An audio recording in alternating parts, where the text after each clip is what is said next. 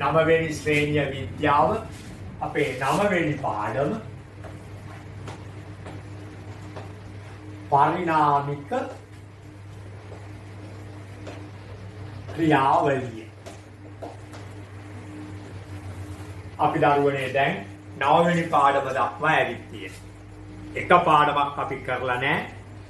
අපේ රුධිර සංසරණ පද්ධතිය ආදිය කියන රුධිර සංසරණ කොටස කරේ නැහැ. ඒක අනිවාර්යෙන් පන්ති කාමරය තුල අපි කරන්නේ.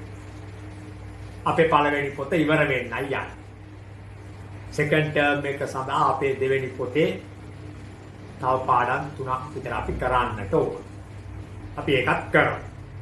එතකොට සැප්තැම්බර් වෙනකන් අපි මේ වැඩ කොටස 3ක් 4ක් විතර කරනකොට අපිට සැප්තැම්බර් සාමාන්‍ය පාසලේ සැප්තැම්බර් වෙනකන් කරපු වැඩ කොටස් 9 විද්‍යාව සඳහා අපිට අවසන් කරන්න පුළුවන් බොහොම සාර්ථක. right. දැන් මේ පරිණාමික ක්‍රියාවලියේදී අපි සලකා බලන්නේ පරිණාමය කියන්නේ වෙනස් වීම. කොහොමද මේ විශ්වය හා පෘථුවිය හා එහි ඉන්නා වූ ජීවීන් ශාක සහ සතුන් වෙනස් වෙමින් මෙතෙන්ට ආවේ කියන්නේ.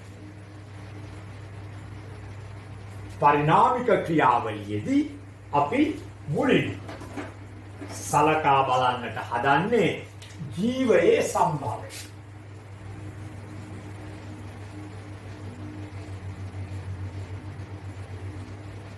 සටහන් දෙන්නේ සටහන් ලියා ගන්න වෙනවා.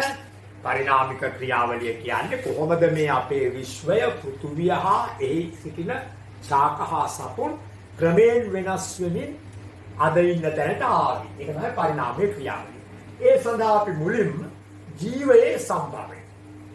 ජීවයේ සම්භවය කියන්නේ ජීවය කෙසේ ඇති වුණේද? සම්භවයක් කියන්නේ ඇතිවීම. හරි? ජීවයේ සම්භවය ගැන සොයන්න කලින් අපි එහෙමනම් පෘථුවියේ සම්භවය. පෘථුවිය කෙසේද ඇති වී ඇත්තේ කියන්නේ. හරි? එහෙනම් මේ යටතේ අපි පෘථුවියේ සම්භවය.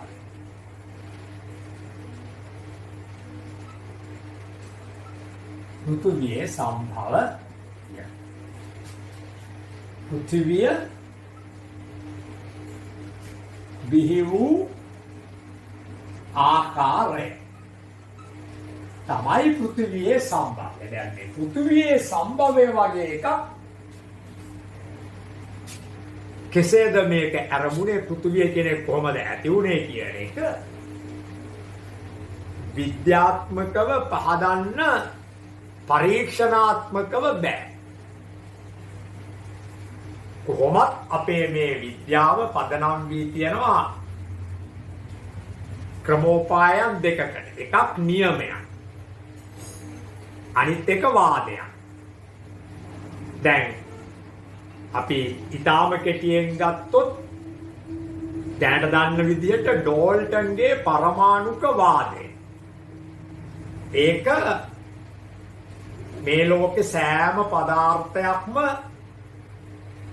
සෑදී ඇත්තේ මූලද්‍රව්‍ය කියන ಜಾති වලින් මේ ලෝකේ සෑම මූලද්‍රව්‍යයක්ම සෑදී ඇති තැනුම් ඒකකය පරමාණුවයයි පරමාණුව නැමැති ඉතා කුඩා අංශුවක් යයි ඩෝල්ටන් ප්‍රකාශ කරනවා.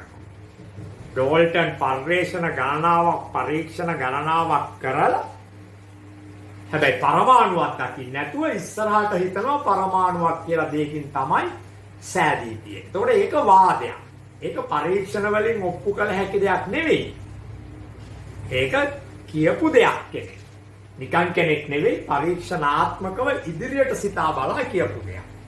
එතකොට විද්‍යාවේ පදනමේ එක කෑල්ලක් වාද වලින් යනවා. එතකොට මේ පෘථිවියේ සම්භවය අද මේ පාඩම ඔක්කොම වගේ වාදත් එක්කලයි තියෙන්නේ. විද්‍යාවේ අනිත් පැත්තෙන් එනවා මොනවද නියම. දැනට අපි දන්න නොදන්නවා වුණත් නිකන් අපි හිතුවොත් චලිතය පිළිබඳ නිව්ටන්ගේ තුන්වෙනි නියම. මේක දෙක දන්නේ තුන්වෙනි නියම කියලා අහලා පුරුදු. මොකද්ද? කොහේ හරි වස්තුවක කිසියම් ක්‍රියාවක් සිදු වෙනකොට එම ක්‍රියාවට සමාන වූද විරුද්ධ වූද ක්‍රියාවක් ඒ වස්තුව තුලින්ම හටගන්නවා. ලේසිම දේ අපි බස් එක නැගලා යනකොට බස් එක බ්‍රේක් ගහනවා කියන්නේ බස් එක නවත්තන්න පසුපසට බලයක් දාන්න. බස් එක පසුපසට එම ක්‍රියාව කරනකොට ඊට සමාන වූද ප්‍රතිවිරුද්ධ වූද අපිව ක්‍රියාවකින් අපිව ඉස්සරහට විසිරෙනවා. ඒවා හැම තිස්සෙම පරීක්ෂණ කරලා පෙන්වන්න ඕන. අපි බස් එකේ යනකොට පරීක්ෂණයක් එතන තියෙනවා. සීට් බෙල්ට් දාන් යන්නේ ඒකනේ ඉස්සරහට විසින එක වළක්වන්නේ බ්‍රේක් පාර. වාහනේ බ්‍රේක් ගහනවායි කියන්නේ පිටිපස්සට බලයක් දානවා. එතකොට අපිව ඉස්සරහට විසි වෙන නිසා සීට් බෙල්ට් දාන් ගිහලා අපි මේ බලය මැඩපවත් කරගන්නවා. එතකොට සෑම ක්‍රියාවකටම සමාන වූද ප්‍රතිවිරුද්ධ වූද ක්‍රියාවක් තිබේ. ඒක නියමයක්. ඒක ස්ථිරව පේන දෙයක්. එතකොට විද්‍යාව පදනම් වෙලා තියෙන පුතේ මොනවාගෙන්ද? වාද සහ නියම වලින්.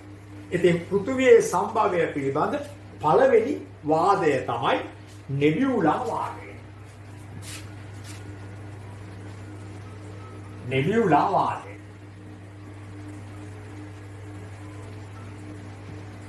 මේක පැරණි වාදයක්. නෙබියුලා වාදයෙන් කියන්නේ විශ්වයේ විසිරලා තියෙන ද්‍රව්‍ය හා අංශු ගුරුත්වාකර්ෂණය නිසා එකට ගැටිලා එකට එකතු වෙලා චක්‍රාවාට සහ සෞර ග්‍රහ මණ්ඩල ඇති වෙනවා. මුළු විශ්වයේම චක්‍රාවාට ගණනාවක් තියෙනවා. හැම චක්‍රාවාටයේම සූර්යයා කෙනෙක් සහ ග්‍රහ මණ්ඩලයක් ඉන්නවා. ඒකට අපි කියනවා මේ චක්‍රාවාටයේ තියෙන සෞර ග්‍රහ මණ්ඩලය කියලා. එතකොට නෙබියුලා වාදය කියන්නේ මොකද්ද? විශ්වයේ තිබෙන දූවිලි සහ අංශු ගුරුත්වාකර්ෂණය නිසා එකට ගැටිලා ඒ තුලින් චක්‍රාවාට සහ සූර්යයා සහ ග්‍රහ වස්තු ඇති වෙනවා. චක්‍රාවාට ඒවායේ සූර්යයන් සහ ඒවායේ ග්‍රහ වස්තු. මෙසේ ඇති වෙන මුළු චක්‍රාවාට සියල්ලම එකතු වුණාම විශ්වය. මේක දැන් අපි පොඩ්ඩක් ඉවත් කරමු. ඊළඟ එක තමයි මහා විපිරුම් වාදය.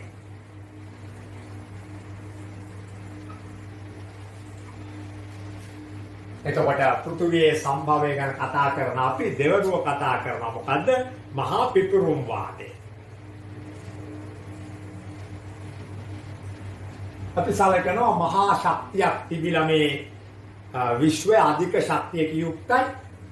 ඒ අධික ශක්තියක් තිබුණු විශ්වයේ ලොකු පිපිරීමක් වුණා. එක්තරා අවස්ථාවක. මේ පිපිරීමේදී ඇති වුණා විශාල වායු දූවිලි කොටස්. හරි? ඒ දූවිලි වලාවන් කැටි ගැසිලා විවිධ විපර්යාස වලට ලක් වුණා.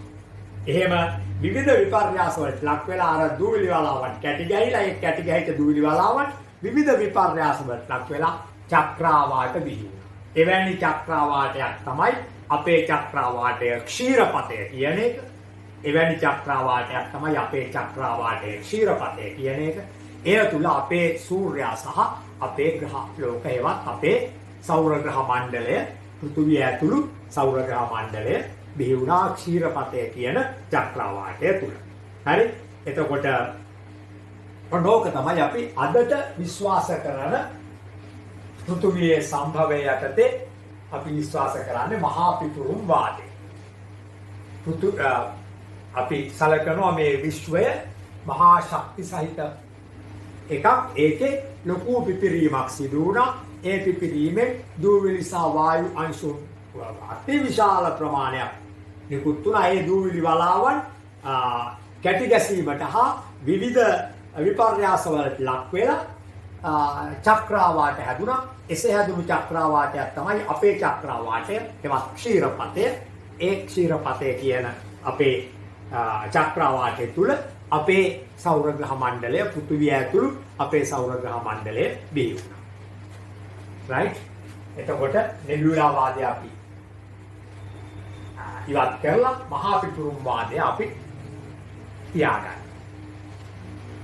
දැන් ඉතින් අපි බලමු මේ පෘථිවියේ ආරම්භයේදී පෘථිවිය දැඩි උණුසුම් සහිත එකක්. තාම දැඩි උණුසුම් තියෙනකොට මේකේ ජීවයක් ඇති වෙන්න කිසිම ක්‍රමයක් නැහැ.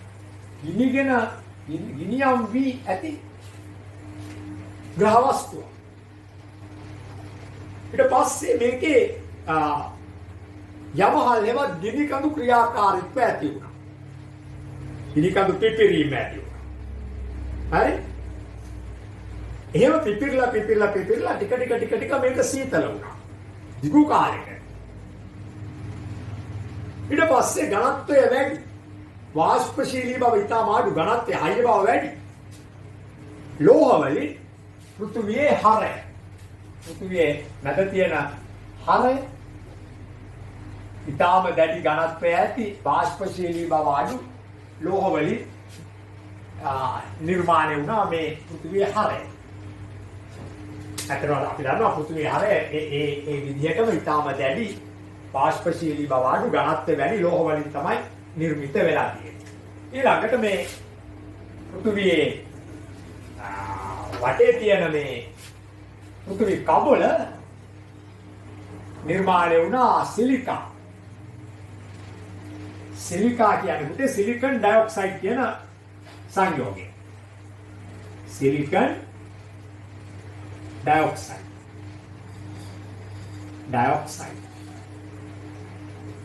SI සිලිකන් ඩයොක්සයිඩ් වෙද්දී SiO2.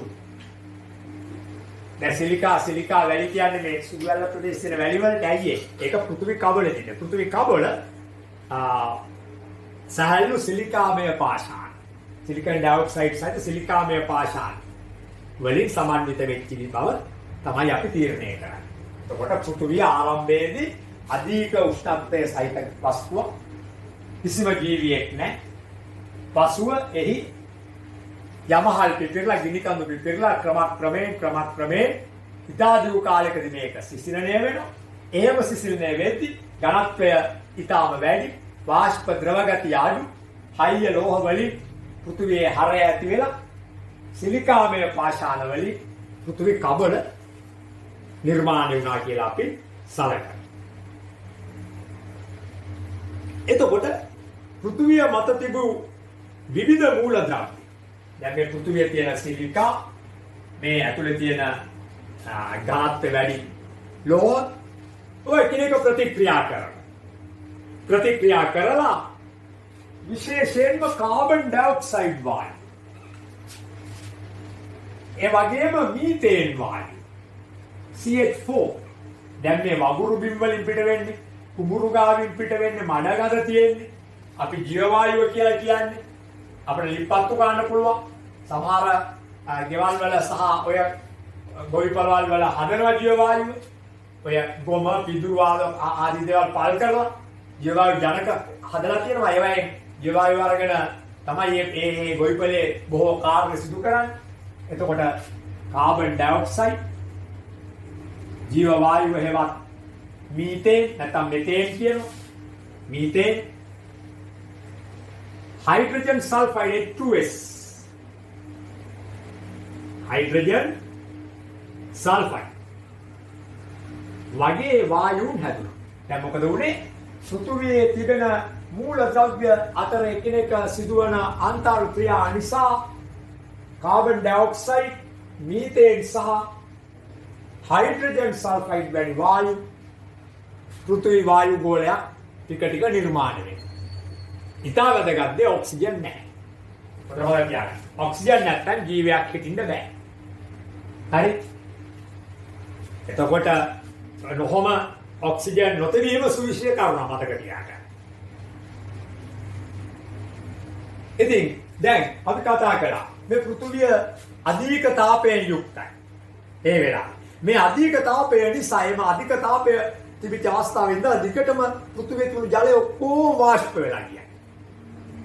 ටික පෘථිවිය සීතල වෙනවා.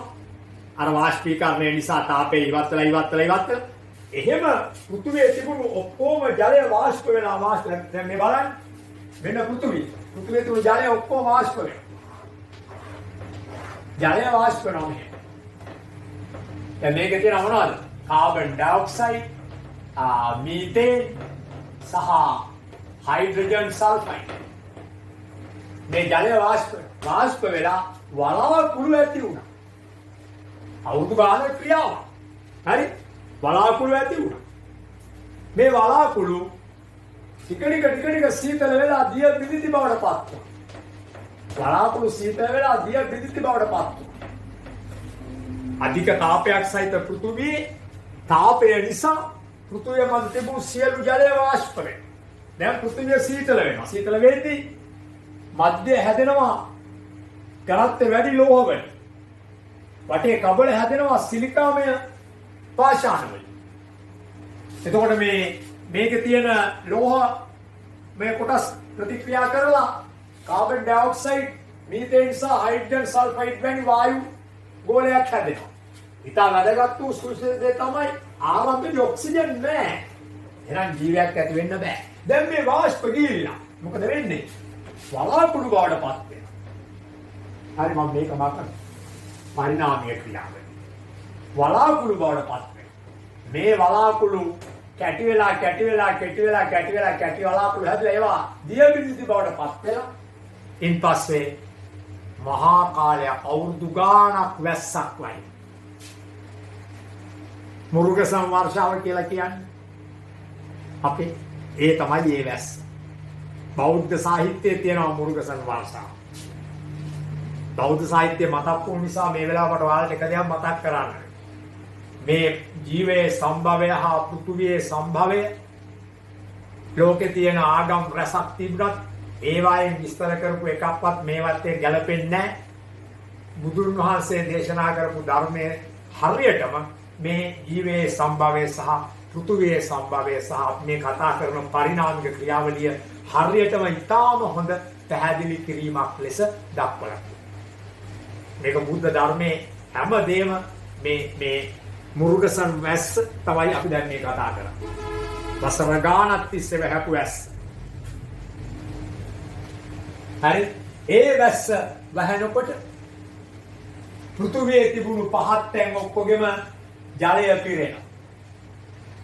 ඒ වැස්ස රහිනකොට පෘථුවියේ තිබුණු පහත් තැන් ඔක්කොම ජලය පිරෙනවා. පෘථුවියේ තිබුණු පහත් තැන් ඔක්කොම ජලයෙන් පිරීලා ඒවා සාගර බවට පත් වෙනවා. මේ සාගරවල නිකන් ජලය නෙවෙයි තියෙන්නේ. මේ වැස්ස වහිනකොට ඇතිවෙච්ච අකුණු ගැසි ඒ වගේම සූර්යාගෙන් ලැබිච්ච පාරජම්බුල කිරණ වලින් ලැබෙන ශක්තිය, අකුණු ගැසීම් වලින් ලැබෙන ශක්තිය හරි ආදිය නිසා අර carbon dioxide, methane, hydrogen sulphide වායුත් එක්ක ජලය ප්‍රතික්‍රියා කරලා ලවණ සහිත ජලය තමයි මෙතෙන්ට එකතු වෙන්නේ. කරදිය. සාගර ජලය. ඔන්නෝම සාගර නිර්මාණය වෙනවා. ඔන්න අපි පෘථුවියේ සම්භවය ඔතනින් අවසන් කරා. දැන් අපි යනවා ජීවයේ සම්භවය. හරි. ඔයාලා නැවත ඕනනම් මේ පාඩම මේ රෙකෝඩින් එක නැවත අහන්න පුළුවන්. දැන් අපි යනවා ජීවයේ සම්භවය. පෘථුවිය මත ජීවයේ සම්භවය. පෘථුවිය මත ජීවයේ සම්භවය.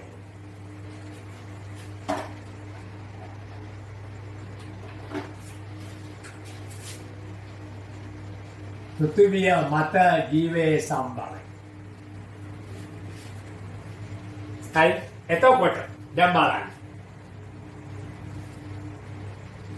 දැන් මේ පෘථුවිය මත ජීවය ඇති උනේ කෙසේද කියන එක. දැන් ඔන්න ඔතෙන්ට අපි නවත්තලා තියෙනවා. දැන් පෘථුවිය තියෙනවා carbon dioxide, methane, hydrogen sulphide සහිත වායු ගෝලයක් තියෙනවා. වලාකුළු හැදිලා වැස්සක් වැඩෙනවා. ආකල් වැස්සක්. ඔක්සිජන් බිඳුවක්වත් නැහැ. ඒ වැස්ස නිසා පෘථුවියේ තිබිච්ච පහත් තැන් ඔක්කොම යට වෙනවා. ඒවා සාගර බවට පත් වෙනවා. පෘථුවිය මත ජීවයේ සම්භවය. ඔන්න අපි ඒ ජීවය කෙසේද ඇති වුණේ? විශේෂ මැවුම් වාදය. පෘථුවිය මත ජීවය කවුරුන්නෝ විසින් සර්ව බලධාරී කෙනෙකු විසින් මවන්නට ඇති. කවුරුහරි දෙවියෙක් වගේ කෙනෙක්, සර්ව බලධාරී දෙවියන් වහන්සේ විසින් මවන්නට ඇති කියලා ඔන්න පළවෙනියෙන්ම වාදයක් බිහි වුණා. එම වාදය වැරදි බව අද පෙන්නලා තියෙනවා. විශේෂ මැවුම් වාදය පළවෙනි එක. ඒක වැරදිලා කියන්නේ.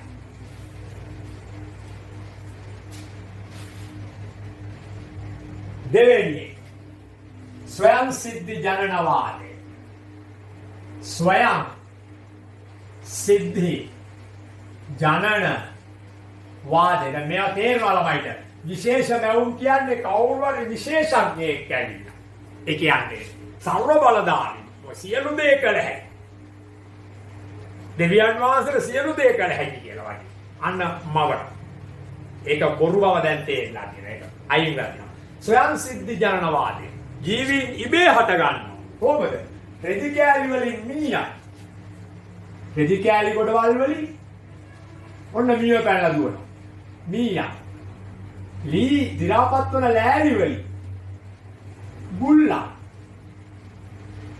බුල්ල හැදෙනවා ලෑලි දිරාපත් වෙනකොට. ඉබේ හැදෙනවා කියන්නේ. අපි දන්නවා බුල්ල හැදෙන්නේ ඒවයි විතර දානවා. රෙදි කෑලි වල රස්සේ මීයෝ පැටවු දානවා. මේ කියන්නේ ස්වයං සිද්ධි. ස්වයං ඉබේ. ඊගාවට නරක්වන මස්. නරක්වන මස් වලින් මැස්සෝ.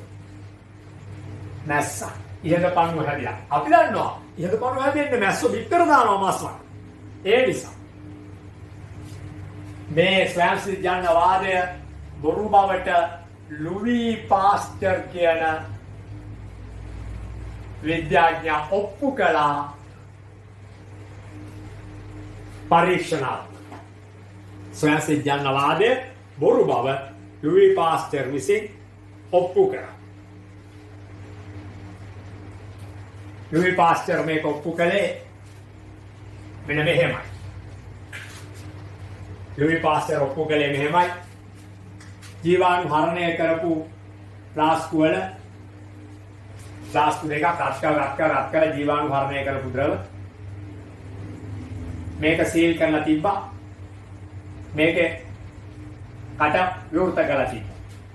දෙකම ජීවාණු හරණය. කාලගතවත්ම මෙහි කිසිම ජීවියෙක් නැති බවත් මෙහි ජීවීන් ඇති බවත් පෙවුවා. ඒ අනුව මේක ජීවීන් ආවන ස්වයං සිද්ධි ජනනවාදය සත්‍යයි. ඉබේ හටගන්න. මේකේ ඉන්න මේ උඩින් ආපු ජීවීන් විතර දාහරි මොනවා හරි ක්‍රමයකට. ඔය ක්‍රමයට ලුවී පාස්චර් මේක බ්ලාස්ට් කරලා දැම්මා. 1 2 3 වෙනි එක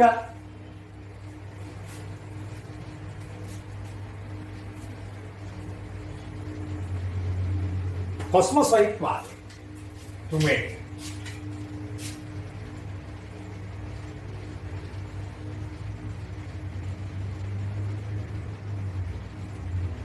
කොස්මොසොයිඩ් වාදය කියන්නේ දරුවනේ උල්කාපාතයක් වැටෙනකොට ඒකේ ඉඳලා ජීවීන් ආවා.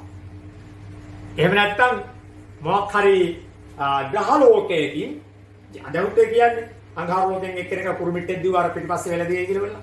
ඒවා බොරු. ඒ වගේ ග්‍රහලෝකයකින් ජීවීන් ආවා.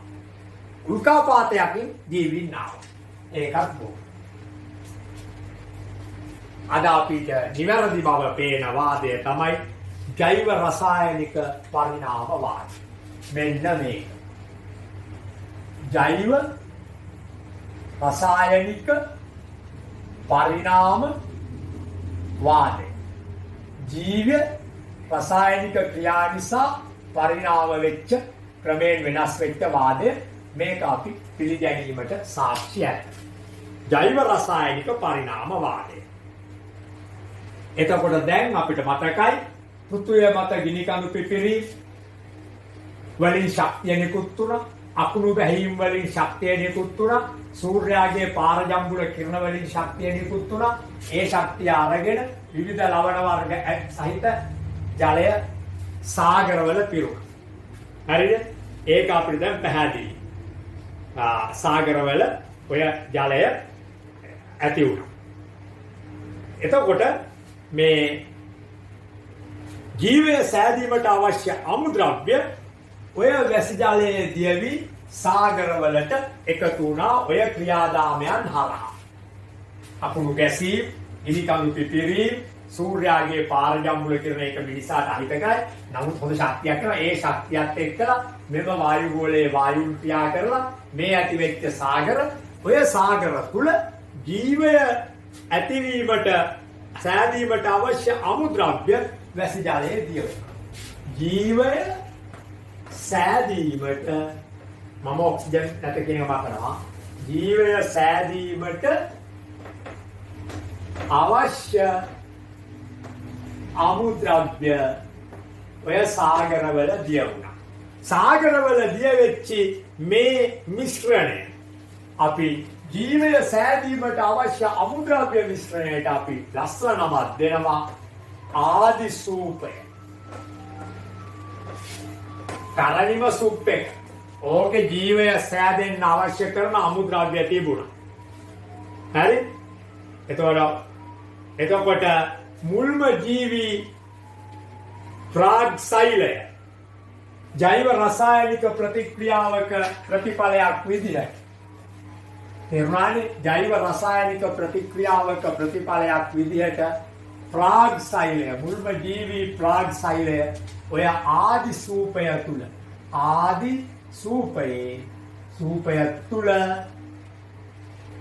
ජෛව රසායනික ප්‍රතික්‍රියාව ලෙස මුලින්ම ජීවය සෑදීමට අවශ්‍ය ප්‍රාග්සෛලය ඔය ආදි සූපයෙන් ඇති වුණා. ජීවය සෑදීමට අවශ්‍ය ප්‍රාග්සෛලය ඔය ආදි සූපයෙන් ඇති වුණා. එහෙනම් අර ආදි සූපය දැන් මේක ඇතුලේ තියෙනවා මේ සාගරවල ආදි සූපයට ශක්තිය ආවා ගිනි කඳු පිපිරීම අකුණු ගැසීම් සූර්යාගේ පාරජම්බුල කිරණ ඒ ආදි සූපය ඇති වෙන්න රසායනිකව ක්‍රියා කළා මේ carbon dioxide වායුව methane වායුව hydrogen sulphide වායුව ඒවා දිය වෙලා මේ සාගරවල තියෙනවා. එතකොට ඒ තියෙන ආදි සූපය තමයි ජීවය සෑදීමට අවශ්‍ය අමුද්‍රව්‍ය. ඔය ආදි සූපයේ ක්‍රමයෙන් සිදුවෙච්ච ජෛව ජීවි රසායනික ක්‍රියාවන් නිසා ජීවයක් සෑදීමට අවශ්‍ය ප්‍රාග්සෛලය ඇති. පළවෙනිම ජීවියා ඒකසෛලිකයි. දැන් බලන්න මේක ඕපපාතිකයි. මමප්පියෙක් නැතුව මේ ප්‍රාග්සෛලය ඇති වෙලා ඒකෙන් පළවෙනි ජීවියා ඒකසෛලිකයි. එකම එක සෛලයක් තියෙන. පටක නැති, ඉන්ද්‍රිය නැති, පද්ධති නැති තනි සෛලයක් මෙහෙම. ඒකසෛලිකයි. එයා නිර්වායු ශ්වසනය කරන කෙනෙක්. ඒ කියන්නේ වාතය ඔක්සිජන් නැහැ තාම ඔක්සිජන් නැතුව ශ්වසනය කරන කෙනෙක්. නිර්වායු ශ්වසනය කරන කෙනෙක්. නිර්වායු ශ්වසනය. ඔක්සිජන් රහිතව O2 නොමැතිව කරන ශ්වසනයට තමයි කියන්නේ නිර්වායු ශ්වසනය. එයා එයාගේ ශක්තිය ලබා ගත්තා. ශක්තිය ලබා ගන්න ශ්වසන ක්‍රියාවේ මොන ජීවියෙක්? එයා ලබා ගත්තේ නිර්වායු ශ්වසනය. එහෙම කෙනෙක් තමයි මුලින්ම බිහි වුනේ. කොහෙද බිහි වුනේ? සාගරවල. ජලජ ඒකසෛලිකයි. මවක්පියෙක් නැති ඕපපාතික ජීවි. කවුද කියලා තියෙන්නේ? මීට අවුරුදු 2600 ඉස්සෙල්ලා බුදුන් වහන්සේ. ඕපපාතික ජීවීන් බිහිවන බව පිළිගන්න ඕන අපි සම්‍යක් දෘෂ්ටිකයෝ. අපිට නියම දෘෂ්ටියක්, නියම පෙනීමක් තියෙන අය නම් අපි පිළිගත යුතු එක දෙයක් තමයි ඕපපාතික ජීවීන් බිහිවෙන බව. මෙතන අපිට පැහැදිලිව කියනවා දැන් මෙහෙම ප්‍රාග්සෛලයක් ඒකසෛලිකේ එයා සවායු ශ්වසනය කරන කෙනෙක් නෙවෙයි නිර්වායු ශ්වසනය කරන කෙනෙක්. එහෙම කෙනෙක් බිහි වුණා. හරි?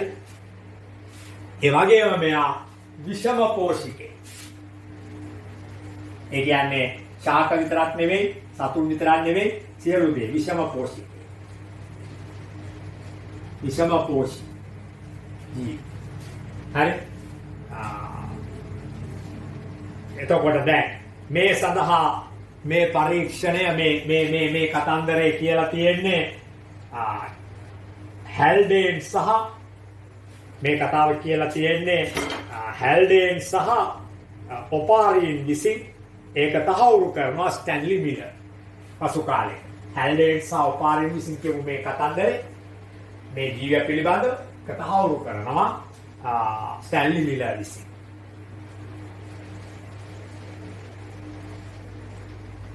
ඊට දැන් එතකොට ඊට පස්ව දැන් කොහොම මේක සෛලිකය ප්‍රභා සංශ්ලේෂක ඒ කියන්නේ සූර්යයා භාවිතා කරලා ආහාර සදා ගන්න ඒක සෛලික ඇල්ගී බිහි වුණා ඊළඟට.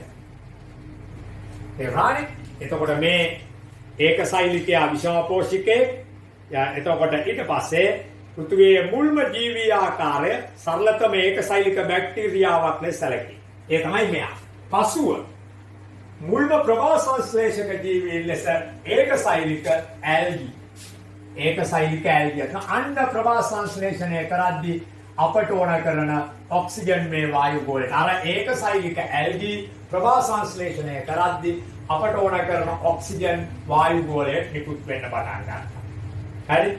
එතකොට දීර්ඝ කාලයක් තිස්සේ ඒක සෛලිකයින්ගේ දේහ ක්‍රමික ලෙස විකසනය වෙලා බහුසෛලිකයින් නැති වුණා. ඔන්න ඇති වෙනවා කවුද පුතේ? බහුසෛලිකයින්. කොහෙද ඇති වෙන්නේ? සාගර. බහුසෛලිකයින්ට පටගති වෙනවා.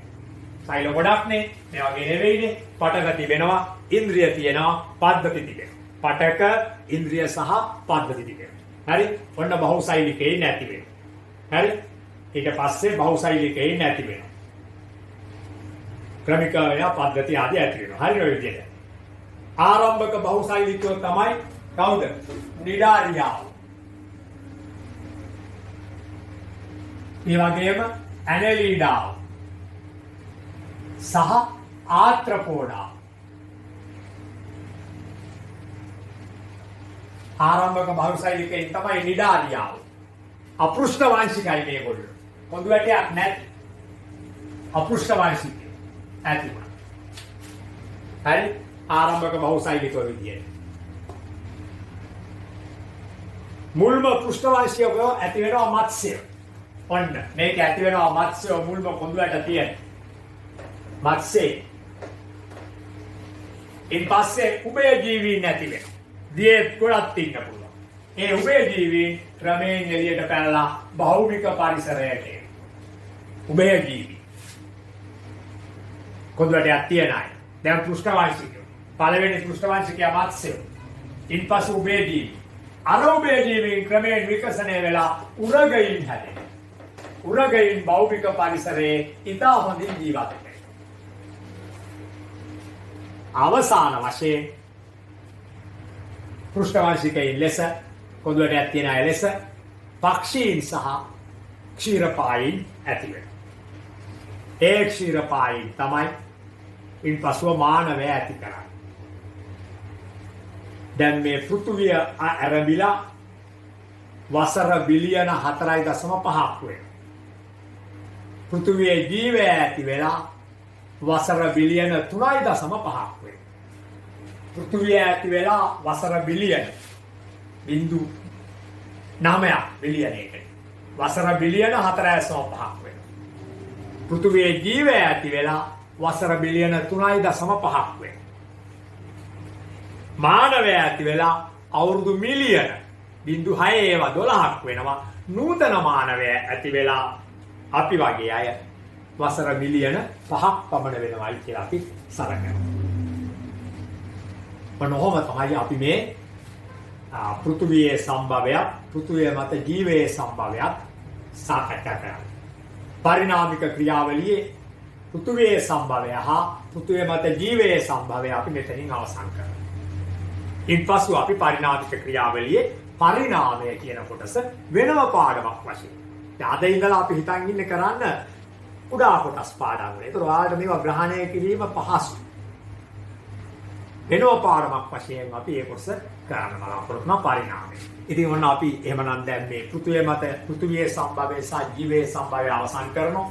ඔන්න අපි දැන් මේක ඉවර කළාම ඔයාලට මේක සියලු යාළුවන්ට දෙන්න පුළුවන්. ඉතා හොඳ පාඩමක් වශයෙන් මේක ඉදිරිපත් වෙලා තියෙනවා. මම හැම පාඩමම මේ දවස්වල කරන ඔන්ලයින් තේල් මල් ඔක්කොම බලනවා. ඒවා එකක්වත් හරි සාර්ථක නැහැ. ඊට ඉතාම ඉහළ සාර්ථකත්වයෙන් යුක්තවත් මේ පාඩම ඉදිරිපත් කරලා තියෙනවා. කරුණාකරලා මේක සියලුම හිත මිතුරන් යාළුවන් වෙත දෙන්න. 9 10 11 ඔක්කොම අඳුරනට කියන්නේ මේ සමග සම්බන්ධ වෙන 9 පන්තියේ පාඩම් ටිකක් යනවා. 10 පන්තියේ පාඩම් ටිකක් යනවා. 11 පන්තියේ පාඩම් ටිකක් යනවා. මොකද පාසල් ආරම්භීම සහ පන්ති ආරම්භීම තවත් කාලගත වීමට ඉඩ ඇත.